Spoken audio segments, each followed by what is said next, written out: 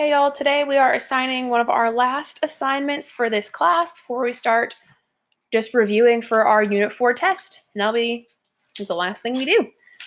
So this is going to be called our Active Listening Challenge.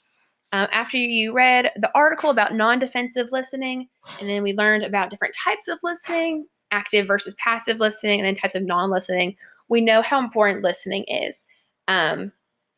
I've taught all y'all a lot about listening to a little bit about listening to speeches and being respectful, in chapel and to a teacher during lecture. But it's also important that we know how to listen well interpersonally. So that's what a lot of this non-defensive listening stuff is about for conflict resolution and for conversation skills. That's what this homework is going to be mostly about too. So for active listening, our challenge is made up of 6 unique challenges. So you choose an item below to mindfully practice. It's mindfully means you're thinking about it, you're doing it on purpose. It says at home or at work or in public, but since you are mostly at home, that is where you'll be focusing it on. Each day over the next 6 days. So you do 1 challenge a day. I'm going to give y'all a whole week to do it. You are welcome. So you also don't have to do these in this exact order if you don't want to. Doesn't really matter to me. Just make sure that in the document where I'm going to ask y'all to submit these, that make sure they go in the right spot. So you don't need to if I do the 6th challenge first, you don't have to drag it up to the top. That would actually really annoy me. So just leave them where they are and just type the prompt in whenever you do it on that day. So here are the challenges that I'm going to ask y'all to focus on over the next week. First, make an effort to consciously use body language and facial cues to show you're listening when people speak to you today. And if these don't make sense at first, don't worry, we're going to go through them. That's what this video is for. Second, observe your emotions while conversing today. Conversing just means talking or having a conversation. Pausing to note how they may have otherwise influenced the conversation or your ability to actively listen if you had not been aware. Third, challenge yourself not to interrupt anyone all day. Fourth, endeavor to not give advice when it hasn't been directly requested, instead opting to hold space, witness, and actively listen. Fifth, practice the art of paraphrasing today. In other words, acknowledging what someone said in your own words to show you're trying to listen to understand. 6, when people speak today, consciously stop whatever you're doing, look at them, and be fully present. So what you're going to do in this document that we're going to have on Google Classroom, you're going to detail each day of the challenge in its appropriate place in the document. So you're going to say what the communication scenario was, how you might have normally responded, how you chose to respond while thinking of the challenge, and what you learned from the experience. The word "and," it's bolded right there. It means that you must do all of those things to receive credit. So if you're missing one of those things in that sentence, you're going to lose points. Even if your attempt to actively listen was unsuccessful, so on the day where it says try not to interrupt somebody, if you still interrupt somebody, still explain what happened and what you learned from it. Because you probably were oh man, I messed up. And you can probably see oh, here's what might have happened if I hadn't interrupted them, or here's what did happen because I interrupted them. So the word "and" means, again, you have to do those things to receive credit. So if on a day of the challenge, you make a mistake and you do the thing you're not supposed to do, or you weren't able to do it, you tried and you couldn't do it, just be truthful and honest and say what happened and what you learned from it. It is unacceptable to say you weren't unable to complete one of the day's challenges. You are quarantined at home with hopefully at least one adult who you're having at least one conversation with a day. So you are going to be able to do all of these things because, again, you are mindfully, purposefully, intentionally trying to do these things. So you can and you will purposefully and intentionally engage in conversations where you can practice these. You can only do 1 challenge per day. So I'm giving you a whole week to do these. If you just sit down and try and knock them out all in one day, and you're I've got the whole week off, you're going to get docked 10% per challenge that you don't follow that instruction. So you'd be minus 60% automatically, and then losing points for whatever you did wrong. So it's not really that hard. It's definitely not that hard. So don't just knock out them all in one day because you're going to fail the assignment. It's just 1 challenge a day. Super easy. And also know that I'm basing this off of the edits. You have to type in the document all in one day. If you want to type it in a note in your phone, Like for some reason, I guess you can do that, but like you have to edit the document once a day because like that's how I'm going to check and see that you like made the edits like all throughout the week and not just like all in one day. So please make sure you do that. Like I'm serious, I'm going to take lots of points off if you like do it all in one day. So you have to spread this out over the week. So let's look at some examples of the challenge. So let's talk first about the instructions for days that you do the challenge correctly. So it says you have to tell us what the communication scenario was. So like what happened, how you might have normally responded, how you chose to respond while thinking of the challenge, and what you learned from the experience. So here's an example. So let's say that I chose the challenge for paraphrasing. So for paraphrasing, it says, practice the art of paraphrasing today. In other words, acknowledging what someone said in your own words to show you are trying to listen to understand. So here's what I said. So paraphrasing. Today, my husband asked me to take our dog to the vet after school. He gave me instructions on how to coax our dog inside, how to check in, and how to get the dog on the scale. So it's yellow, so that fits up here. So I'm saying what the communication scenario was. All right, nailed it. Next part is the orange part. It says, how might you normally have responded? So I said, normally I might have just said, all right, got it, and just carried on. But I want to make sure I understood exactly what to do. The next part, it says, all right, so how did you choose to respond while thinking of the challenge? So the green part in my paragraph says, I wanted to make sure I understood exactly what to do. So I said, okay, so I have to use a calm voice so it doesn't freak out. I tell the front desk I'm here for Macklin's 3 o'clock, and I stand right next to the scale and tell Macklin to sit, right? And then the blue part's like, okay, what did I learn? And so I think this made my husband feel like I was trying to listen to him and take this task seriously. So it's paraphrasing. I'm putting what he said in my own words to show that I'm actually trying to understand.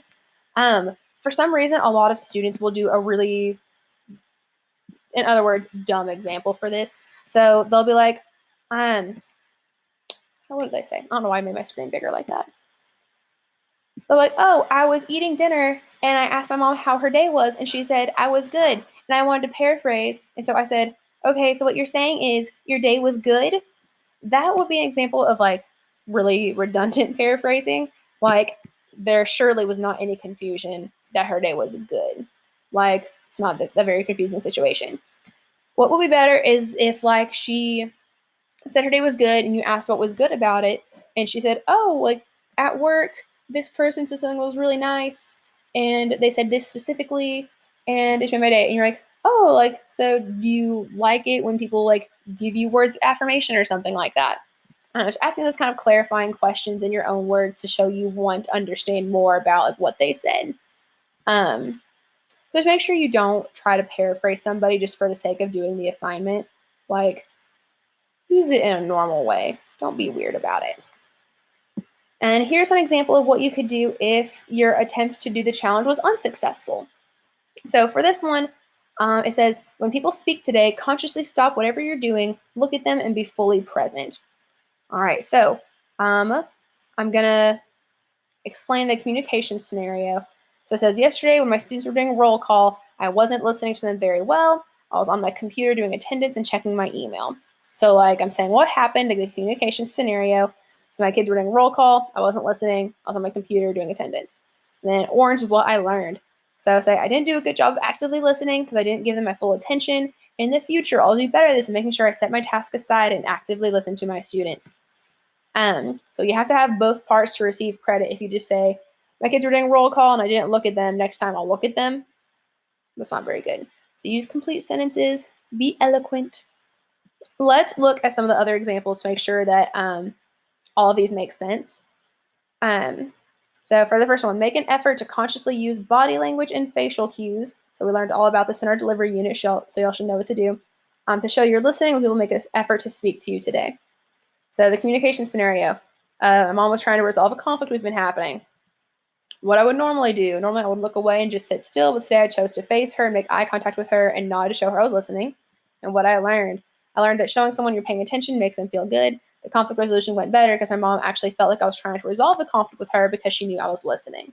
So that's the kind of answer that I'm looking for. What was the scenario? How might you have normally responded?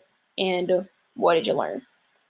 Second challenge, observe your emotions while conversing today, pausing to know how they may have otherwise influenced the conversation or your ability to listen if you had not been aware. So basically, think about your emotions. How are you feeling during quarantine? Are you kind of frustrated and annoyed being all cooped up and around your family 24/7? How might that annoyed feeling affect your ability to listen or to react to someone else around you? So here's what I might say. So here's a communication scenario. Today before class, my students kept asking me stupid questions that they could probably figure out the answer to on their own. Normally, I would get frustrated and give a heated answer, and that's what I did today. I learned that I should slow down and learn to recognize when my emotions are taking over the logical part of me and shaping how I interact with others. So like, even though like this is technically like a failed attempt at the challenge, because like I am acknowledging that my emotions affected how I listened, but I did so retroactively instead of proactively. So like this answer would be appropriate. It would also be appropriate if like I said, oh, normally I would get frustrated and give a heated answer.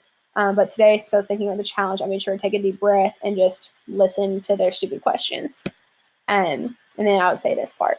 So this one, it's okay if you succeed or you fail, as long as you explain like all of the parts, like what happened, how might you normally have reacted, and what you learned. Third challenge, challenge yourself not to interrupt anybody all day. Should be pretty straightforward. Y'all know what interrupting is. Some of y'all are really great at it, so this can be a good challenge for us to learn from, hopefully. Fourth challenge, endeavor to not give advice when it hasn't been directly requested, instead opting to hold space, witness, and actively listen. Endeavor just means attempt or try. So for some of y'all, this will be kind of tricky, specifically for like a men versus women thing. Traditionally, when women are complaining about something to one another, they're doing it to form that relationship and to bond. But for men, when they complain to one another, it's because they want that input and they want that advice for how to fix it. That's not the case across the board, but just traditionally that has been true. So for men, this might be trickier because if someone comes to you with a problem, it is your nature to want to try and fix it for them and to give advice. But not everyone wants advice. Some people just want to complain to have that relationship formed. And I think y'all learned about that in the non-defensive listening article. So as you're listening, if someone's complaining, they might just want to vent. And like think about it. Like if your dad comes home and is complaining to you about his job, like he doesn't want the input of like a 13-year-old. Like he's just complaining because he needs to vent about his day. Like if he wants advice, he'll ask for it. Or if you have a really good idea, you can offer it up. But like it's your job to just like listen to people sometimes. So here's an example of what this challenge could look like. So you could say the scenario, today my dad is complaining about the coronavirus and quarantine. Normally, I would tell him he just needs to wash his hands, maintain 3 to 6 feet of distance from others, and develop a hobby. However, I recognize that not everyone complains to receive advice. Sometimes people just need to vent and be heard, so I chose to just listen to him and respond with empathy. And what you learned, I learned that it helped him feel better to just know that I was listening and that he was heard. If he needed my advice, he'd probably just ask for it. So when you're doing this challenge, like you can offer advice. So there's ways to ask, like, oh, do you want my input? Or like, can I tell you what I would do? But really, it's better just to listen and say, man, I'm sorry you're dealing with that, or I'm sorry you feel that way, or I'm sorry that you're having to experience that. But just like listen. That's a lot of times what people really just want. And then if you think you have a really good idea, it's a good solution to their problem, you can ask them if they want this solution. But for the most part, people know what to do about their problems. They just like to complain. Then for the fifth challenge, and the sixth one, I already gave y'all the example here and here, so I'm not going to go through these. But practice the art of paraphrasing. So just trying to rephrase what someone said in your own words to make sure that you actually understood it. And then when people speak today, try to stop what you're doing, look at them, and be fully present. This one should be easy because during quarantine, I know I've been on my phone a ton, and I've had to try to put my phone down when I look at my husband so I can actually understand what he's wanting to say to me. So this one should be pretty easy to do. So there are 6 challenges, and you've got a week to do them, and that's all we're going to be doing the next week. So make sure you keep up with this. Again, like you have to do 1 challenge a day. I dock 10% per challenge if you try and just cram them all into several days. Make sure you're keeping up with the document, so that way, like you may have been keeping them up on your phone like every day, and then if you edit this all in one, I don't have access to that note. I have access to this. So if you're wanting some way to edit this like on your phone, just download the Google Classroom app or the Google Docs app or something. But like you have to edit this every day to make sure you're getting credit for it, not losing points for something silly. And that's all we've got. If y'all have questions, send me an email. Otherwise, have a good week.